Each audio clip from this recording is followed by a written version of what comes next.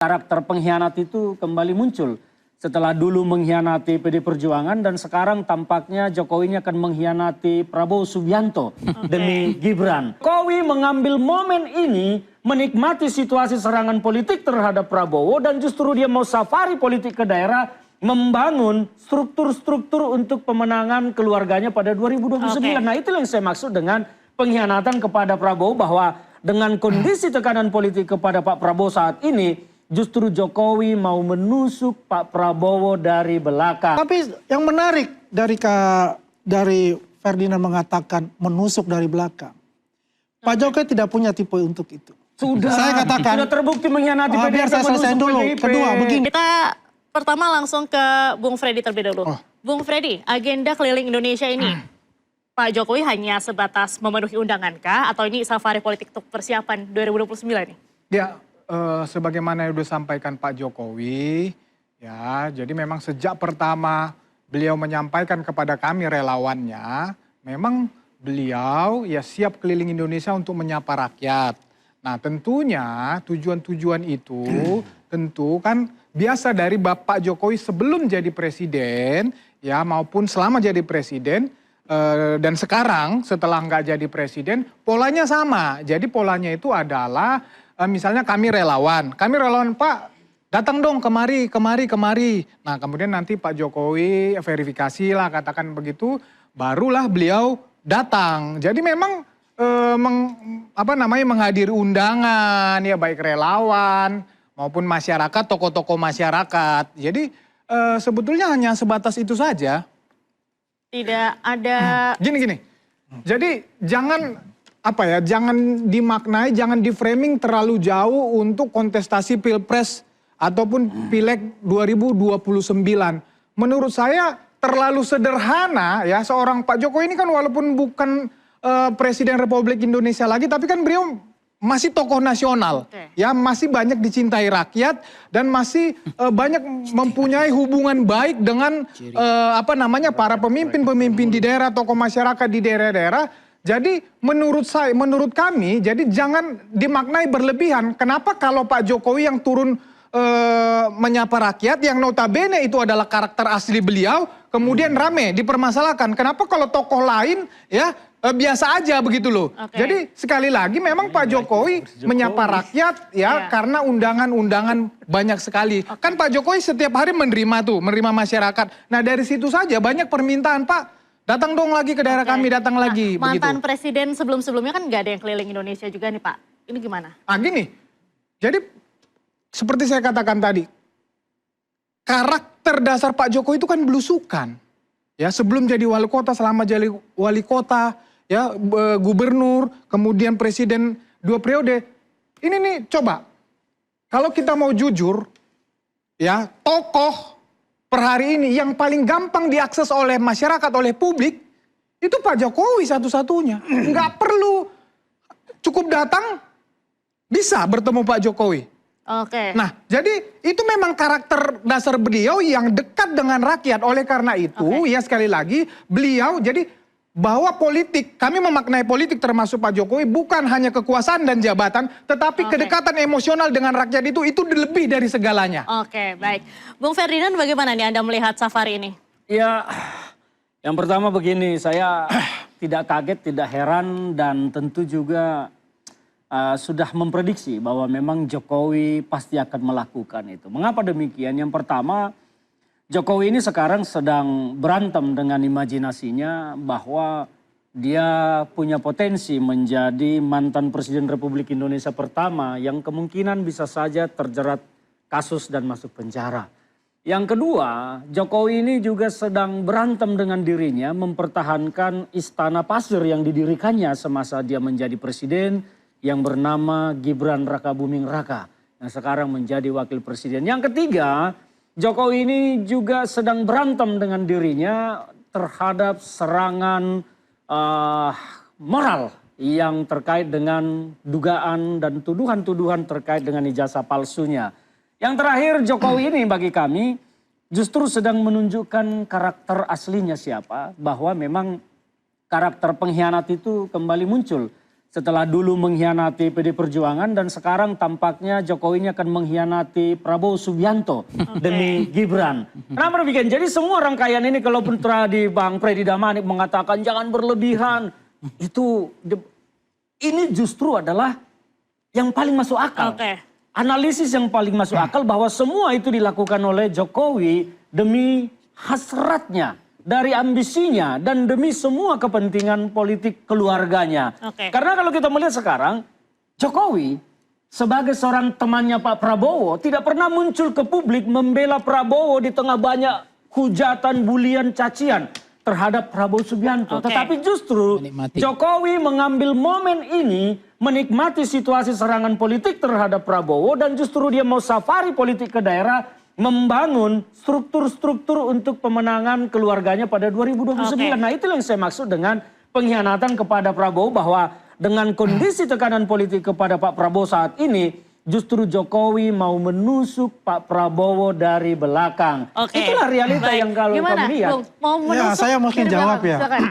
Ya itulah halusinasi dari seorang Ferdinand Huta-Heian. Seorang, ya dulu dia pernah ikut ya waktu di 2014 ya. Iya, saya memang lebih mengenal Jokowi dari ikut dalam Klian. belusukan juga. Ya karena sekarang dia sudah masuk di tim PDIP sebagai jubir, dia membela lah untuk partai. Dan itulah halusinasi yang dia bangun, suatu framing yang dikatakan tadi. Dia tuduh bilang itu ijazahnya palsu. Saya katakan ijazah asli dituduh palsu oleh pihak sebelah itu. Jadi bukan ijazah palsu karena itu belum diuji di pengadilan. Tuduhan, kan saya menyampaikan tuduhan. Ya tadi sudah jelas itu kata itu. Satu. Yang kedua adalah kita melihat segala sesuatu yang berhubungan dengan Pak Jokowi itu membuat suatu berita yang besar dan membuat banyak orang seperti cacing kepanasan. Bukan kita bicara tentang seorang partai politik, tapi juga elit-elit politik banyak itu. Tapi yang menarik dari Ferdinand mengatakan menusuk dari belakang. Pak Jokowi tidak punya tipe untuk itu. Sudah, saya katakan, sudah terbukti mengkhianati PDIP. Biar saya selesai dulu. PDIP. Kedua, begini masalahnya. Yang bilang nggak punya. Ya, beliau, ya Pak Jokowi mendukung penuh dalam pencalekan, dalam Pilpres kemarin 2024. Luar biasa untuk itu. Yang kalau dikatakan untuk menaikkan Gibran Raka Buming Raka, ya itu bukan ada intens dari Pak Jokowi untuk itu. Tidak ada untuk itu. Ya, karena selalu mengatakan kita 2 periode. Kita dukung penuh semua program-program dari Pak Prabowo dan Mas Gibran ini, ya, asta-citanya, ya, sehingga ini dapat dirasakan oleh seluruh masyarakat Indonesia. Jadi tidak ada yang namanya pengkhianat, tidak ada yang namanya menusuk dari belakang. Bukan tipe untuk itu. Baik, Bung Panggi, Anda setuju tidak? Tadi kan Bung Andi Azwan bilang kalau Pak Jokowi ini bisa dibilang seperti magnet bagi masyarakat gitu, dan bikin banyak orang seperti cacing kepanasan gitu. Iya, sebenarnya dalam pendekatan sistem politik ya, karena saya kan dosen ya, ngomongnya nggak boleh preman dulu kan, kalau preman belakangan aja. Itu pendekatan namanya tatap muka, face to face, itu belum ada yang bisa menggantikan per hari ini. Apakah serangan udara, serangan laut, serangan apapun, itu pertemuan say hello, bertatap muka, menyapa rakyat, bersalaman dengan rakyat, kemudian kontak mata, kontak batin, itu sampai per hari ini belum ada yang bisa menggantikan instrumen itu. Nah, yang kedua adalah memang di dalam karakter ketika kita merasakan hari ini keliling Indonesia kejebak Presiden Prabowo, kita juga menyadari teori kesadaran palsu. Kok akhirnya koridornya Pak Prabowo jadi jauh dari rakyat. Sering ke luar negeri. Tiba-tiba wapresnya melebihi perannya dibandingkan Kiai Haji Ma'ruf Amin dulu gitu. Yang hanya ngurus zakat kan. Tapi ini udah menggantikan peran sebagai presiden untuk keliling Indonesia. Menyapa, menyalapi rakyat. Apakah salah? Nggak salah. Tapi saya mengingatkan, ini jebakan dari mana? Ini harus hati-hati Presiden Prabowo kalau mendengar ini. Kalau memang MBG ini Presiden Prabowo udah percaya diri, level confident beliau menang tanpa kampanye, tanpa turun ke bawah, apalagi keliling Indonesia. Kenapa Presiden Jokowi mau hari ini melakukan itu kan? Untuk berkeliling Indonesia, menyapa rakyat. Ini kan luar biasa gitu. Nah, karena kalau menurut Anda ini ada apa? Ya saya nggak tahu ada apanya. Tapi ini kan sebenarnya koridornya kan udah kebolak-balik nih. ini koridornya udah dijauhkan dari rakyat, ini makin mendekati rakyat. Nah ini yang kemudian harus, habitsnya nggak begini harusnya. Nah ketika Presiden Prabowo kemarin ke Miangas, itu bagus respon sentimen positif. Nah ketika kemudian ini kita melihat bahwa di dalam pendekatan politik memang presiden, kan namanya dulu Pak Jokowi ini dalam sejarah presiden yang pernah ada, 7 presiden yang kita punya, memang nggak ada yang melakukan keliling ini kampanye gitu. Karena itu memang alasannya kan tadi memang dianggap beliau adalah senang belusukan dan seterusnya. Terlepas itu nggak apa-apa. Tetapi saya mencermati bahwa nggak ada dalam sejarah presiden yang kemudian sudah mendeklar harus ditarik atau tidak. Nggak usah juga bahwa akan kembali ke Solo seperti rakyat biasa. Pak SBY melukis ya, kemudian ada kegiatan-kegiatan sosial. Dan ketika Habibie menjadi presiden tidak pernah membangun kroni-kroninya dan keluarganya, mau jadi wapres, mau jadi kepala daerah, mendirikan partai, nggak ada. Jadi termasuk misalnya Megawati nggak pernah membangun itu, termasuk namanya Gus Dur apalagi masih jauh. Kalau kita bicara tentang SBY, itu pun AHY diberikan lampu merah, lampu hijau untuk maju setelah dia tidak menjabat presiden. Ini contoh tauladan yang luar biasa hebatnya di mantan-mantan presiden kita, bahwa kegiatan sosial, kegiatan... Tetapi ada yang mencermati persepsi publik mengatakan bukan saya, kelilingnya Pak Jokowi itu tidak lepas dari tuduhan selama ini Pak Jokowi dianggap akan lamdak, akan jadi bebek lumpuh. Dia tidak akan bisa, orang akan kabur semua. Tapi fakta yang terjadi hari ini, ketika Pak Jokowi sudah tidak lagi menjadi presiden, saya kok kan sadar, kok makin kuat gitu. Artinya komisaris dari Jokowi makin banyak, direksinya makin banyak. Kemudian hari ini yang bela Pak Prabowo, mohon maaf yang pasang badan ketika Pak Prabowo dihujat, dimaki, kemudian diolok-olok oleh rakyat, itu nggak ada. Bahkan mereka, Bang Ferdinand yang mengatakan mereka happy gitu. Maksud saya adalah, mantan-mantan presiden kita sudah memberikan contoh keteladanan yang luar biasa untuk membangun habits politik. Jadi 2 saja misi Pak Jokowi. Pertama adalah bagaimana PSI ini lolos di ambang batas parlemen 4%. Tapi saya yakin Bang Ferdinand, kalau 4% dugaan saya PSI lolos. Tapi kalau misalnya 7%, aku yakin PSI nggak lolos. Jadi artinya apa? Saya tidak mengecilkan PSI di sini. Tetapi dari melihat orang-orang yang mulai hari ini mulai migrasi, orang-orang udah jadi caleg jadi diambil, bukan diambil ya, transfer ganti transfer, saya nggak tahu bayarnya berapa itu. Tapi Pak PSI hebat betul, dia ngerti bahwa ini akan jadi suara. Ini lebih keren daripada mengangkat orang yang nggak pasti. Karena ini udah terbukti grassroots-nya, suaranya gitu. Nah, yang kedua adalah mengamankan kroni dan keluarganya. Bung Panggi, kita nggak ada pilihan. Sebentar. Mungkin Gibran nanti akan jadi presiden, PSI adalah kendaraannya. Dan itu akan bahkan mungkin, mohon maaf, mungkin pas Gibran pun sudah presiden, kampanyenya Pak Jokowi akan tetap berlanjut. Bung Panggi kita tahan sebentar. Bung Freddy, Pak Jokowi tadi kan sempat kita singgung juga, Bung Panggi.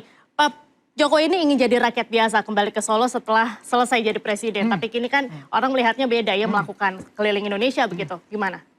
Iya, memang per hari ini Pak Jokowi kan saya katakan tadi bukan presiden lagi. Rakyat biasa, tetapi mantan presiden 2 periode, presiden ke-7. Ya. Tokoh nasional, ya, seorang negarawan dan mengunjungi masyarakat itu, ya, itu biasa saja di dalam negara demokrasi ini. Lazim-lazim saja begitu ya. Justru ini seperti kata Bung Panggi tadi, justru seharusnya tokoh-tokoh politik, politisi, ketua-ketua partai meniru Pak Jokowi menyapa rakyat. Bung Freddy kita tahan sebentar, Bung Andi. Kita masih akan lanjutkan ini usai jeda pemirsa, tetaplah di Interupsi.